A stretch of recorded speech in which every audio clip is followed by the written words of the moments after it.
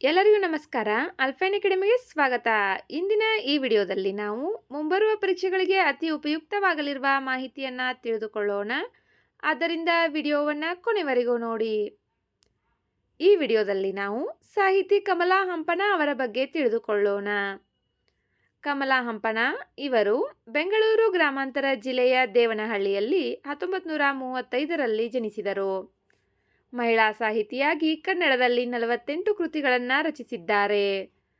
ಜೈನ ಧರ್ಮ, ಹಳಗನ್ನಡ ಗ್ರಂಥ ಸಂಪಾದನೆ, ಜೀವನ ಚರಿತ್ರೆ, ಕತೆ, ಕವನ, ವ್ಯಕ್ತಿಚಿತ್ರ ಮುಂತಾದ ನಾನಾ ವಿಷಯಗಳಿಗೆ ಸಂಬಂಧಿಸಿದಂತೆ ಇವರು ಕೃತಿ ರಚನೆ ಮಾಡಿದ್ದಾರೆ. ತುರಂಗ ಭಾರತವನ್ನು ಕುರಿತು ವಿಶೇಷ ಅಧ್ಯಯನ ಮಾಡಿ PhD ಪದವಿಯನ್ನು ಪಡೆದಿದ್ದಾರೆ.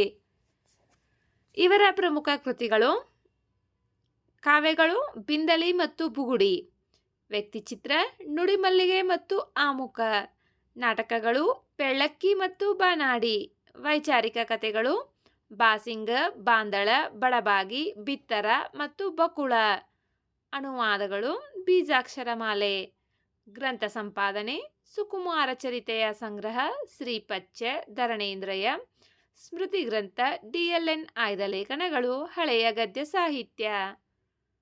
ಇವರು 2003ರಲ್ಲಿ ಮೂಡಬಿದಿರೆಯಲ್ಲಿ ನಡೆದ 71ನೇ ಕನ್ನಡ ಸಾಹಿತ್ಯ ಸಮ್ಮೇಳನದ ಅಧ್ಯಕ್ಷತೆಯನ್ನು ವಹಿಸಿದ್ದರು.